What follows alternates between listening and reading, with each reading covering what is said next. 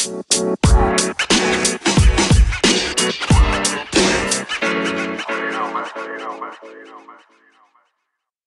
back to the Wingspan podcast, episode 25. I'm Doug Barak, joined by my co-host Chris Mulholland of NetsDaily, and our special guest. Our guest is the editor-in-chief of SBNation's NetsDaily and investigative reporter and producer for NBC News.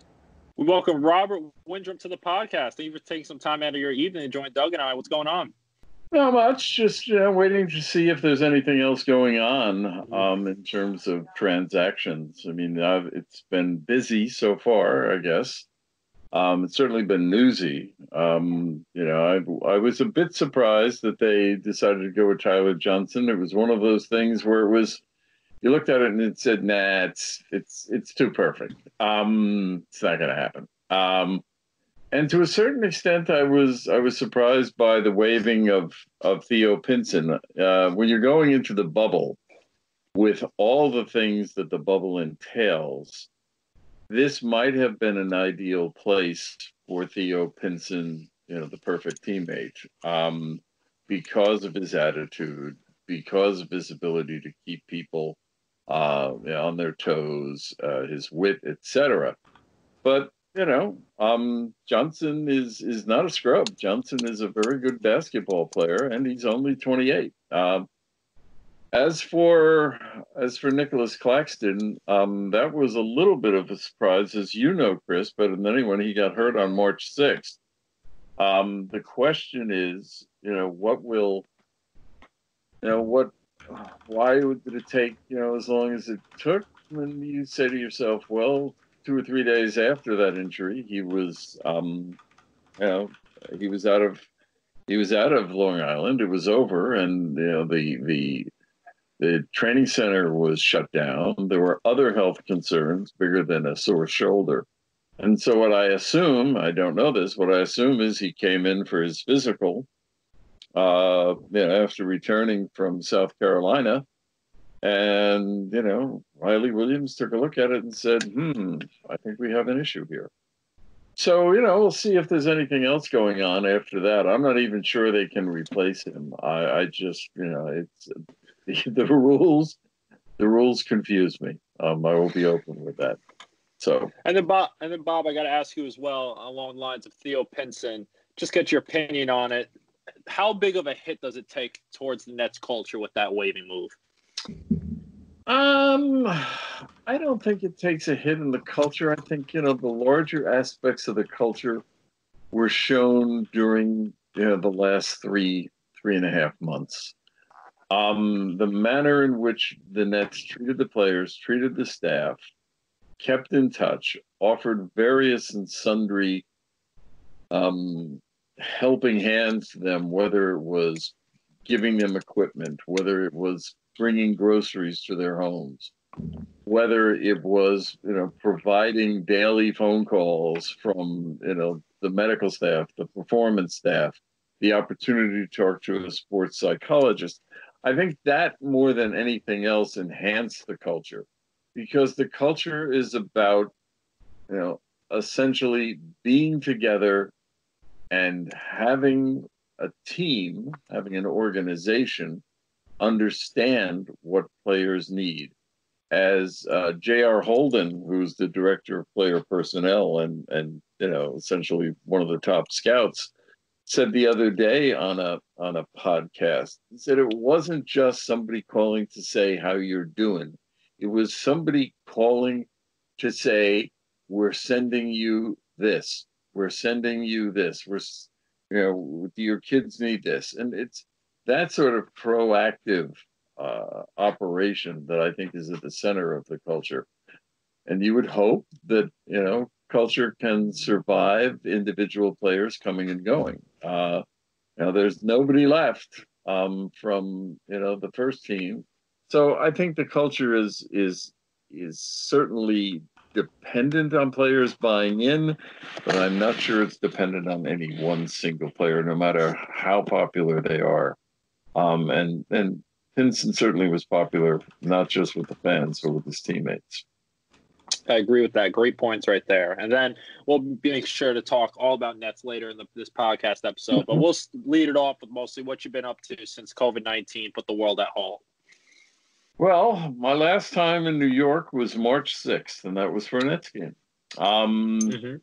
And my wife at that point was coming back from Tanzania, where she was on a bird watching safari. She arrived back on the 8th. And of course, the NBA shut down on the 11th. And basically, until this week, I've done very, very little outside the house. This week we went out to dinner for the first time. I had some physical therapy I had to take care of, and I stopped doing that on March 11th, and then renewed that a couple of days ago.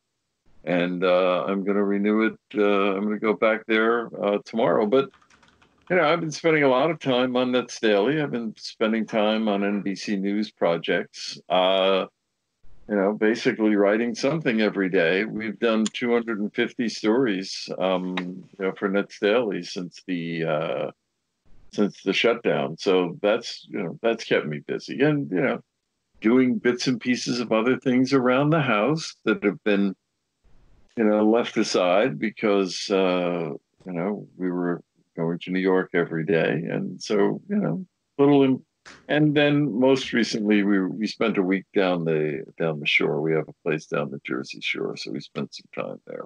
But it's not normal yet, but it's more normal than it was on, April 9th, which was my birthday, as well as the peak of COVID infections in the New York area. I've been doing a lot of stuff for the website, and that's kept me busy. And I did a story for NBC on the weekend, I've done a few other things along the way for NBC. So, it's one of the things that basically I'm doing is appreciating more just how fortunate we are compared to a lot of other people. I'm not going to go through a long list, but we have been very fortunate, and we don't have much to worry about other than our health. So that's a positive thing.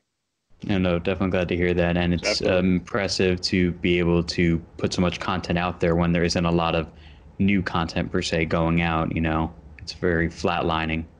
Yeah, but it's I've always said it's there. I've tried not to do too much nostalgia and try to do breaking news, which I think has been our forte, along with the features here and there. But there's been a lot of breaking news, whether it's Sean Marks doing an interview here, there, and everywhere, or the latest with the bubble. So. We're rolling along, as it were, and I assume things are going to get a lot more intense in the next couple of weeks for a variety of reasons. For sure. So, jumping back, can you talk about your journey to where you are today? What college did you go to, and what was your first media position or internship? Well, I went to Seton Hall in South Orange. I graduated in 1968. I was a journalism major, a philosophy minor, and then I went right into newspapers.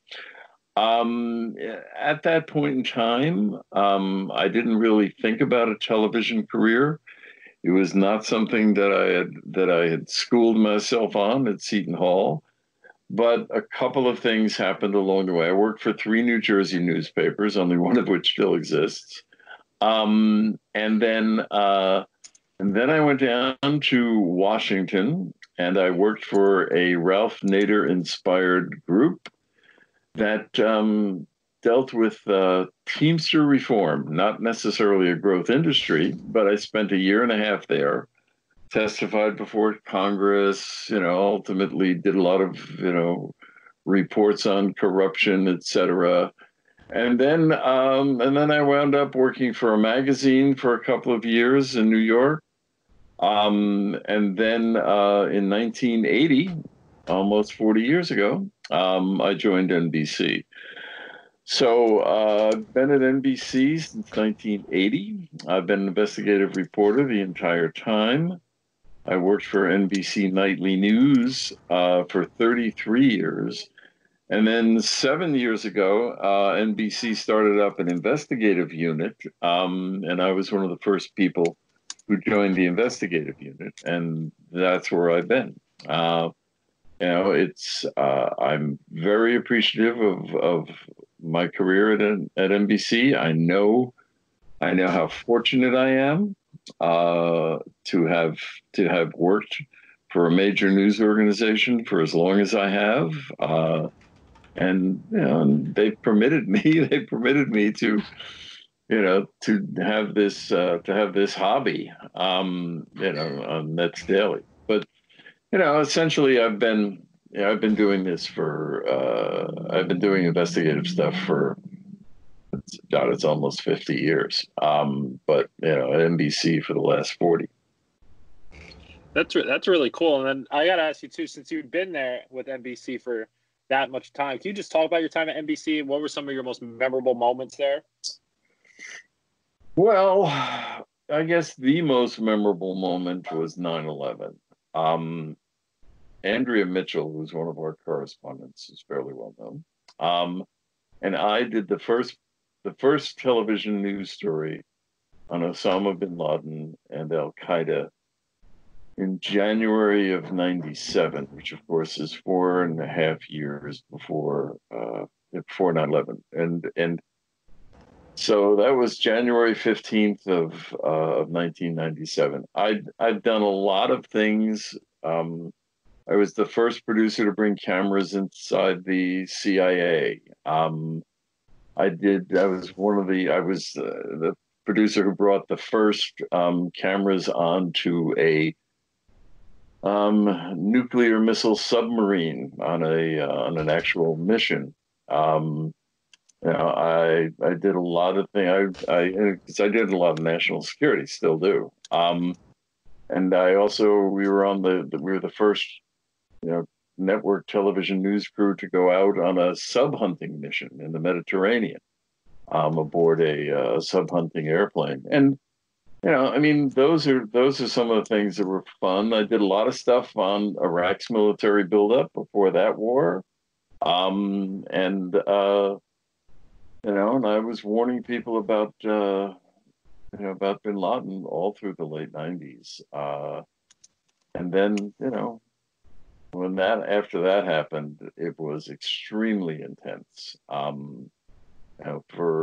It must have been 6 or 8 months where I barely had any time off, either working from home on the weekends or working at NBC.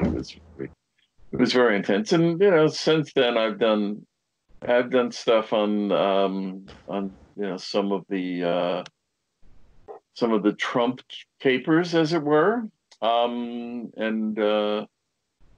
every once in a while the two worlds collide. But I think overall, the thing that I'm most proud of at NBC is being a little ahead of the game on big stories. That's I think I can recognize a big story before it hits. I think if I was to give myself any credit, that would be it. And at the same time, I also wrote for the anchors for a while. I would fill in doing that.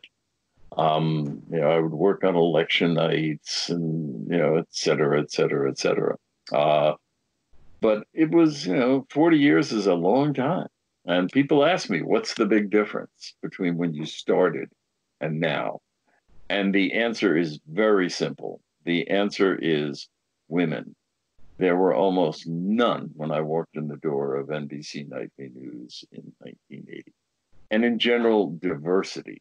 And I think that goes across the board over the last 40 years. But I was sort of surprised that, a well-known television news network was not as diverse as it is now. It was not as diverse back then. but it probably shouldn't have surprised me. And I've been involved in some diversity efforts at NBC as well, and at Seton Hall, where I'm an active alumni. That's really cool. And then, Bob, I got to ask you as well, and obviously you know that you're one of my closest mentors as coming from one of your writers and stuff. But people know, I commonly ask this question on every podcast about mentors. Obviously, you're very accomplished. So who are some of your mentors that you kind of got a little help from here and there, really kind of taught you the ropes of the field and that kind of stuff? So would you want to just shout out a couple names and say who some of your mentors were? There's one that comes to mind, and it's when I was working at the Asbury Park Press early on, and I was working in the bureau, the Freehold Bureau, the Asbury Park Press, and I had a bureau chief there who was extremely helpful in me recognizing my own challenge. And I think that's a big part of being a mentor. It's not just helping on the individual stories. It's essentially letting you know that you have potential. Sometimes, people don't even understand that. They don't understand that they have potential, and they don't understand, how far along they are.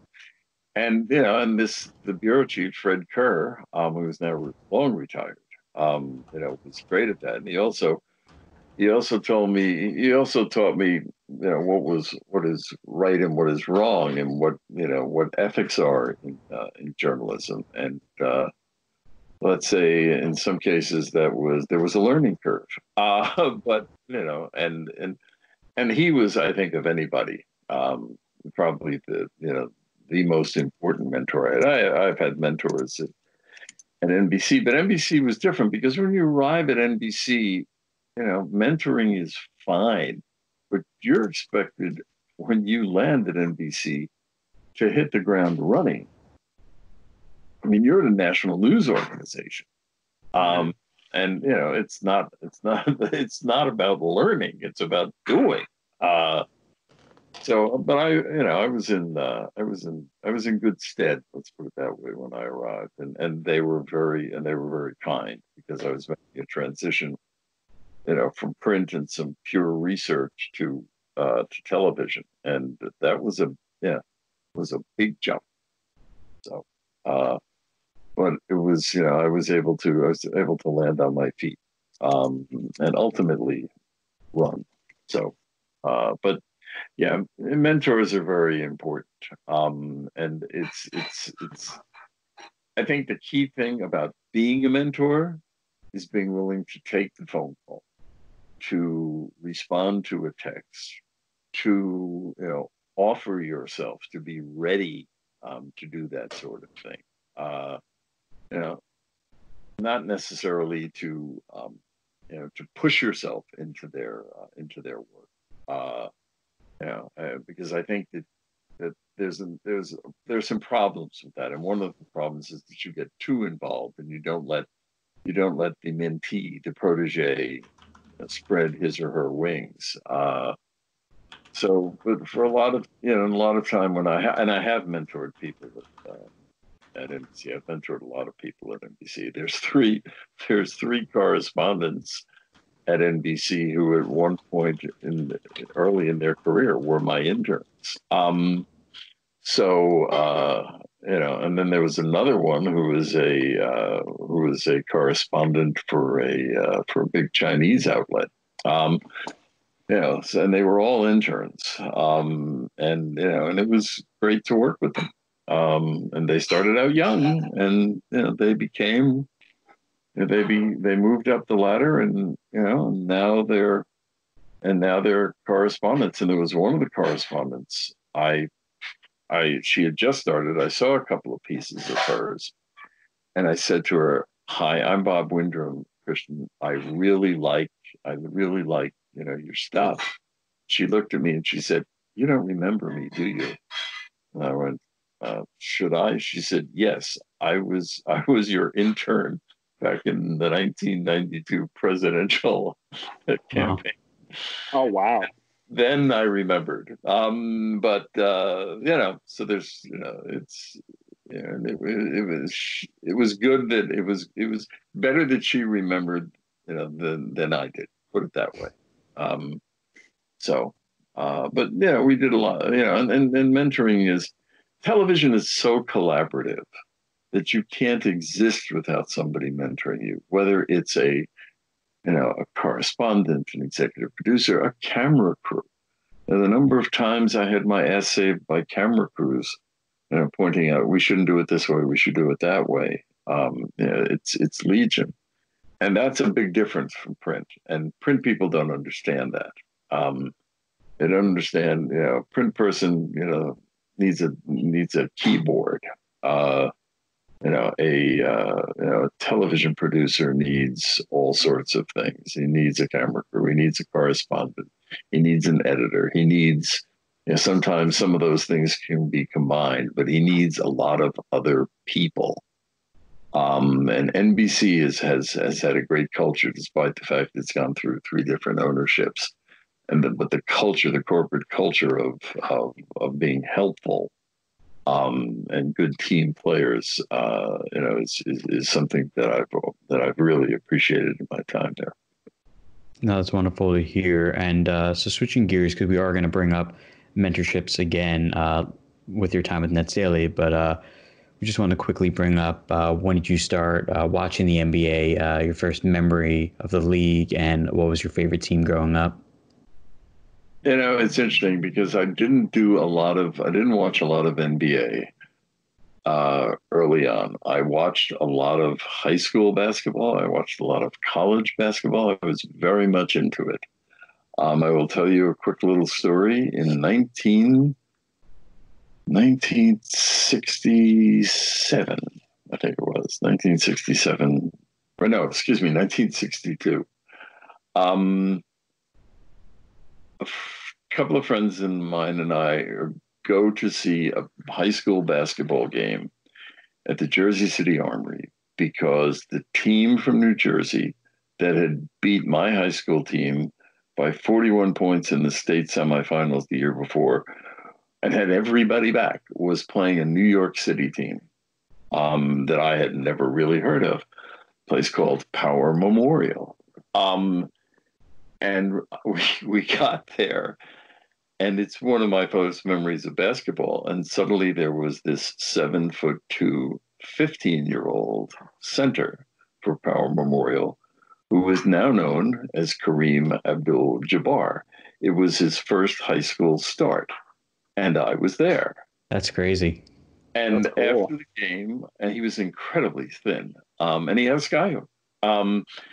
And after the game, I went up and I shook his hand, and he was, first of all, very appreciative.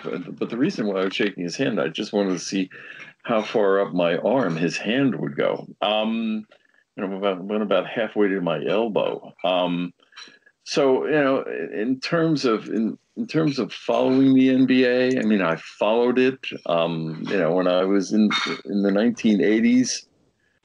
I was traveling around, and I regret not going to games, but I was really focused, a lot on my career. I just got married in '82, had a son in '86. So what happened was in '93, my son was, 7, 8 years old, 7, and I decided to take him to a game, the New Jersey Nets were, fairly close to our house and a lot cheaper than Knicks tickets. So we went to see a game. We saw the Phoenix Suns play the Nets in 1993. It was the season after Drazen Petrovic was killed. It was, Kenny Anderson and Derek Coleman and Chris Morris, etc. And I'm sitting there in the stands because one of the guys who worked with my wife was the net scorekeeper at the time, Michael Booty, and he had tickets, and he was like giving me tickets. So I'm sitting there, and across the steps from where I was sitting was this guy dressed up in Nets gear and just living and dying. every possession. And I said to myself, remember, this is my first Nets game. I said to myself, wow, this guy's really into it. I could never picture myself being like that. Things changed. But yeah, look, I can remember after that game with the Suns Nets, which the Suns won in the last 3 seconds. After the game, as he was leaving the court, Charles Barkley signed everything any kid put in front of him. One kid gave him his jacket, the edge of his jacket. He signed that. He signed a basketball. He was such a great guy. Took his time after a crazy win. And so I really, appreciated him. And then I missed Michael Jordan before he retired. I hadn't seen him. We were going to go, and then we couldn't go. And then Tom Brokaw, who I worked with for 23 years, was a friend of Jordan's. And the rumors began about how he was going to make a comeback. He might make a comeback. So I remember talking to Tom and saying, "So you think he's coming back?" And Tom turned to me and smiled and said, "Yeah, I think so." And I walked immediately from where that point was back to my office and bought tickets for the next Nets Bulls game because I figured I'd better do it, because it was only like 2 weeks after he came back that he played at Continental Airlines Arena. So, and then along the way, in terms of the Nets, I mean, Kidd and Carter, obviously, there was just no, those two were just insane. And Vince was great, but Jason Kidd was just very, very special to watch. I mean, I'd be sitting there with my son, and we would look up at the scoreboard, the hustle stats, as they were called, and looking and say, well, he needs 2 rebounds and an assist for a triple-double. Oh, yeah, I must have seen, he had 61 triple-doubles as a net. I must have seen 15 of them. And it was just extraordinary.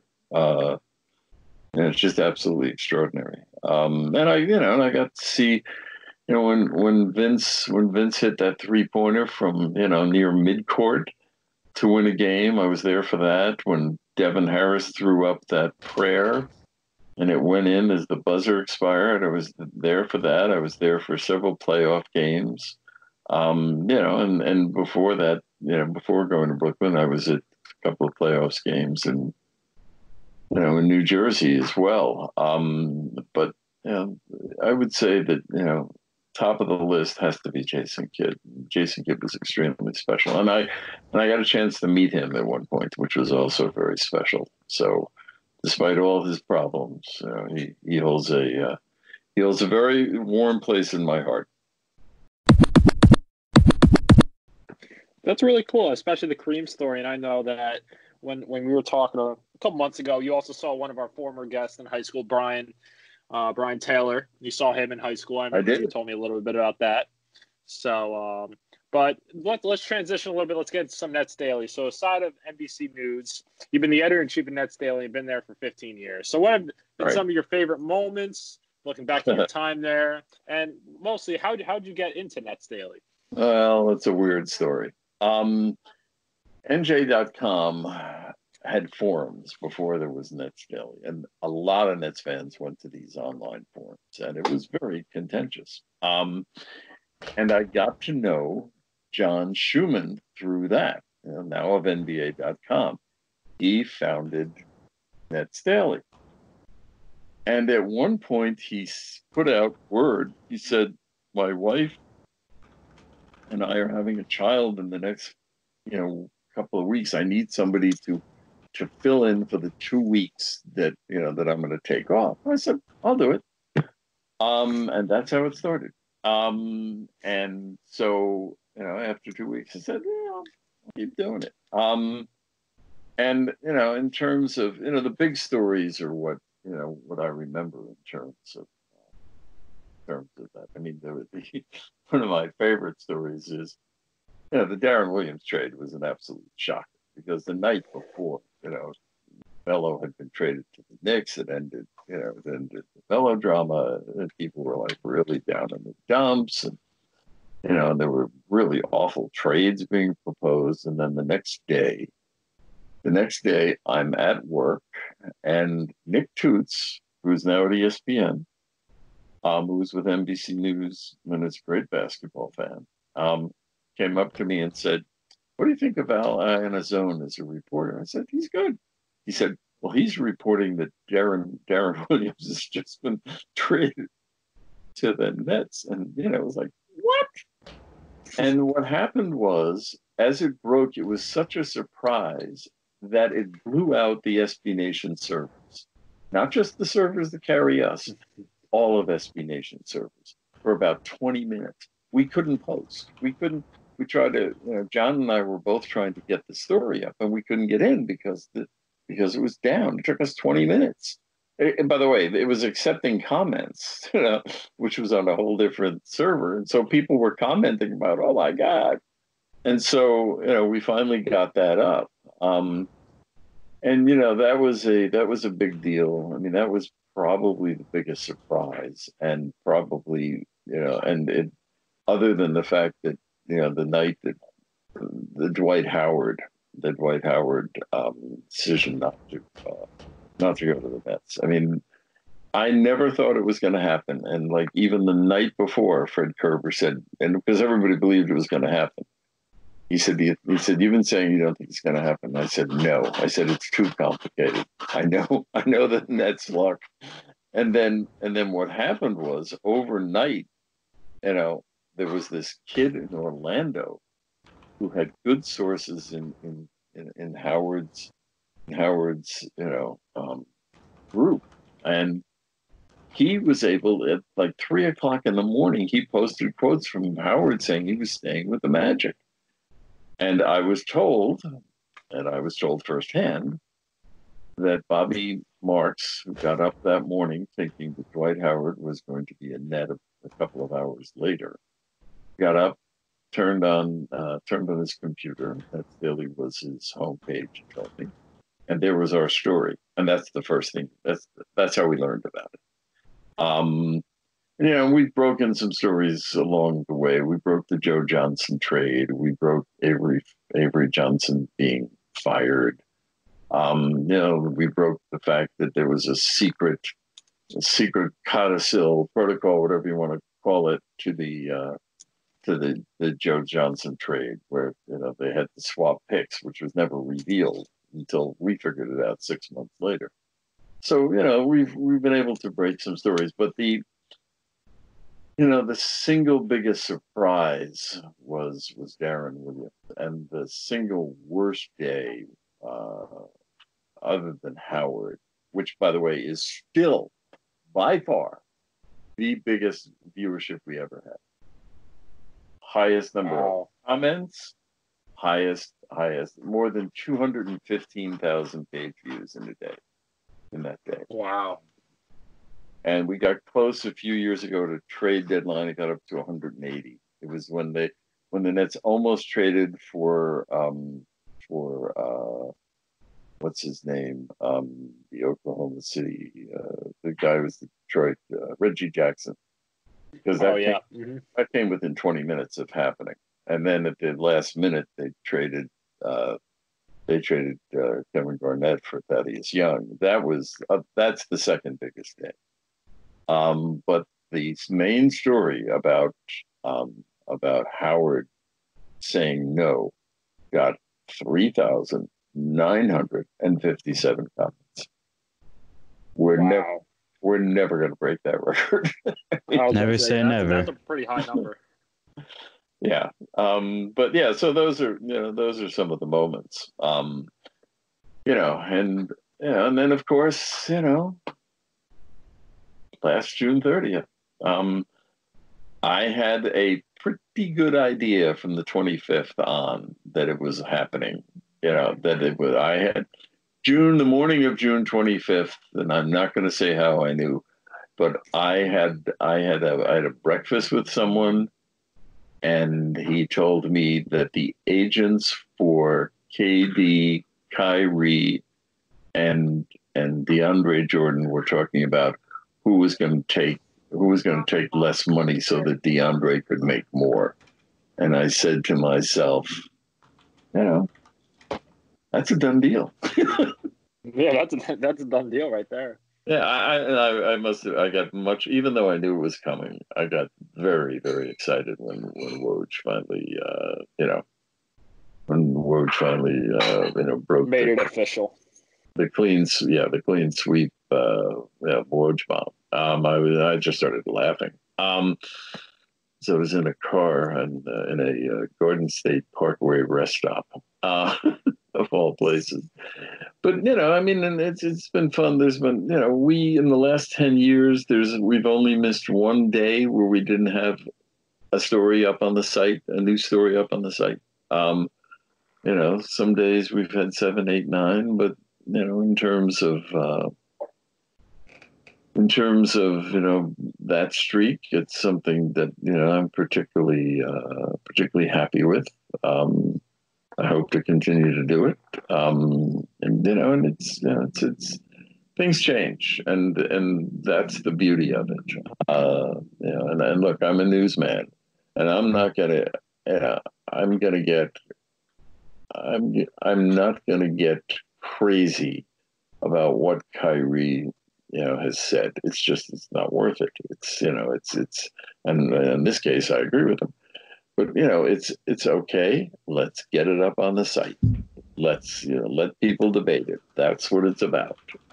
Exactly. That's what the site's about. You love them, you hate them. That's fine.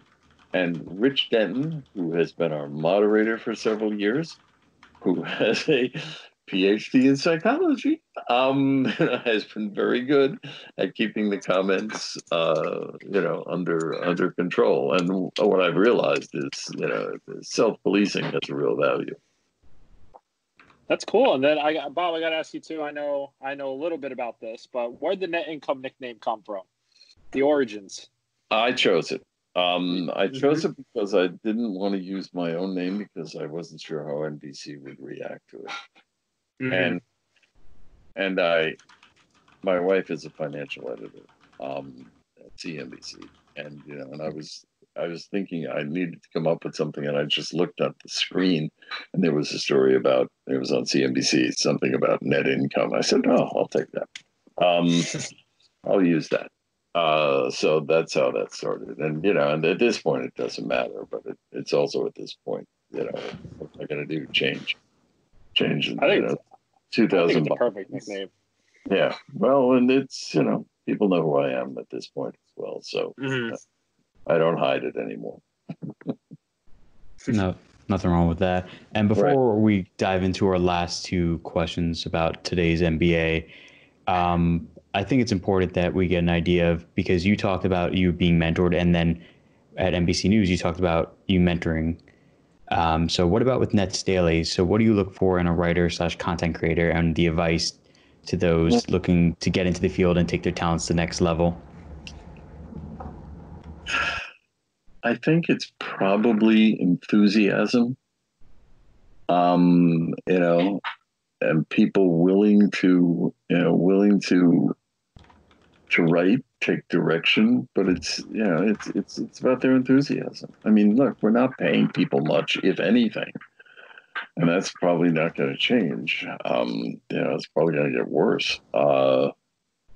But I think the enthusiasm is what I'm looking for, because after that it's you can edit people, you can work with them on ideas, you can do whatever you want, but you want to have somebody who's enthusiastic, at this level, right? And you also want somebody who's not trying to be an advocate for this, that, or the other thing. And if you do, I will edit it. I will edit it out for the most part. That's fine for Twitter, but when it gets to the website, because it's a record. In addition to it's a news site, it also has because the way SBNation is set up, indexing, etc. I mean, you can find a lot of stuff, historical, and so you want to keep that. want to keep that as clean as possible. And the other thing is, we'll keep using, the beat writers or, writers who write about the Nets. We'll link to that. We're dependent on them. I have great respect for them. And so, I want to make sure that, that we credit them in the copy, in the links, whenever we can. But in terms of our own writers, I'm looking for enthusiasm, probably more than anything else. It's well said. And then Bob, I know me and you have these talks all the time, especially a couple months when the news broke. But what are your thoughts currently on the NBA reviving their season? I think it's high risk. It is bizarre because when the plan was formulated, New York was a disaster area, and now it's Florida that's a disaster area. It might be safer right now to have the games, at Barclays and the Garden and Nassau and Prudential, than it is, down there. It's just like when they start we'll know how much it works when and if they start playing the games, and what the product looks like. And I don't think anybody can predict what the product's going to look like. I don't think anybody can predict who's going to win. LeBron will be in great shape. I know. I mean, that and he can, as we know, he can carry a team. But you just don't know. I mean, these guys are not in great shape. The possibility of injuries. I mean, it's what Theo Pinson said. He stuck it out in Brooklyn for a month and then decided to go back to Greensboro because he couldn't play. And the first time he got on the court, he tried to dunk and couldn't. And he physically couldn't do it. So, I mean, that may be an extreme case, but the reality is, and I also wonder if there's going to be anybody like Deshaun Stevenson, who in the 2011 lockout decided that they were never coming back and just let himself go. And he arrived in Nets camp 35 pounds overweight. It looks like everybody, it looks like, Mark Gasol and Jokic have lost weight. And it looks like, Karis LeVert and Spencer Dinwiddie have bulked up. But, you don't know what it's going to be like, on the bench and the possibility of soft tissue injuries. It's not to mention what happens with testing. You already have 4 players from the Kings. I mean, there's no indication that anybody from the Nets has tested positive, but, we may not know that. They may not tell us that. I think the league will point out. And again, we only know the identity of one person who tested positive. That was Durant, because he revealed it. We don't know who the other 3 players were who tested positive. And we may not know the identities again. Because I'm not even sure that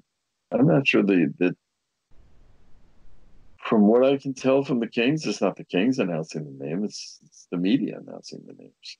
Mm-hmm. So, yeah, no, it's definitely an interesting environment because we've also talked about that as New York, looking nicer at this point, but there's so much logistics that's already been put in place. Yeah, it's done. But we talked about this a little bit in the beginning of the pod with Tyler Johnson and Theo Pinson regarding the state of the Nets heading into Orlando and Claxton and then Dinwiddie and Karis. So let's jump past Orlando. Let's hope all is best and no more ill things have to be reported.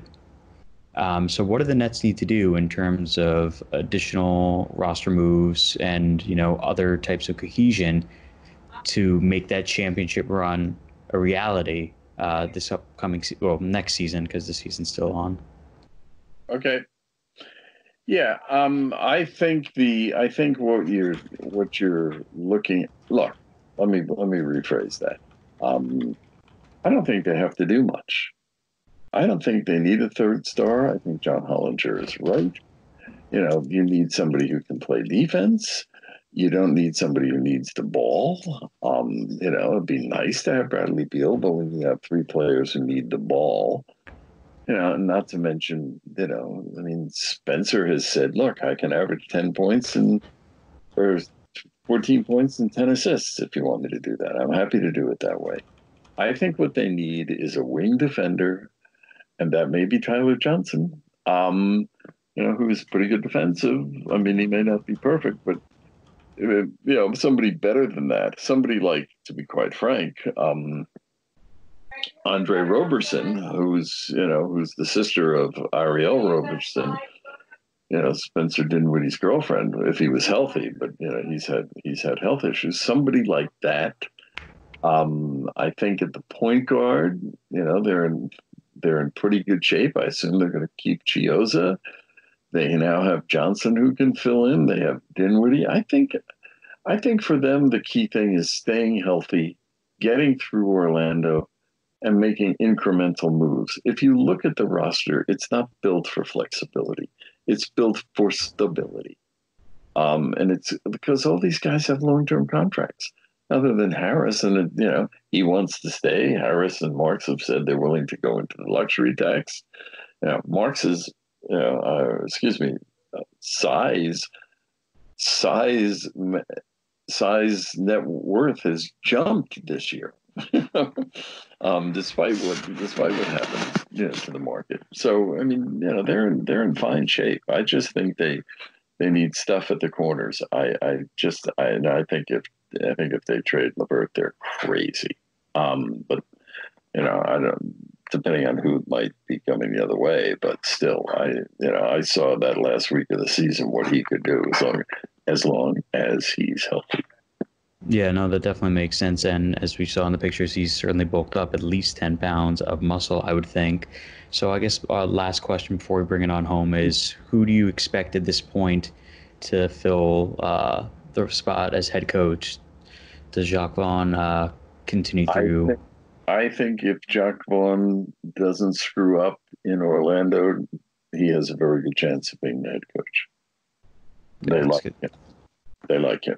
And that's evident. And I don't think they want to change the staff. They like the staff.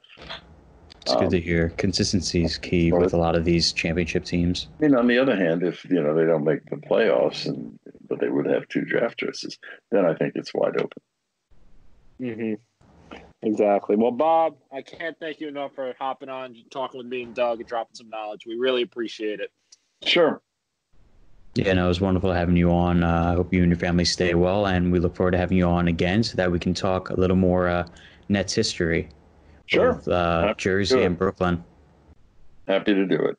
As I've said, I went through 3 arenas and, 1 arena. So, that's true. Doing this, but, it's good to talk to you. I do have to run. So, but we can talk again soon. Sounds good. Take care. Enjoy your dinner.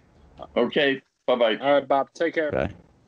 All right, Chris. Well, time to give the closing remarks. And yeah, you got it. So, guys, feel free to remember to send us over any suggestions, questions, comments, or thoughts on any of our content by sending an email to wingspanpodcast@gmail.com. And do not forget to follow us on our social media. But most importantly, make sure you subscribe to our podcast on your preferred listening service. And as for next time, stay classy, take care, and keep on staying safe.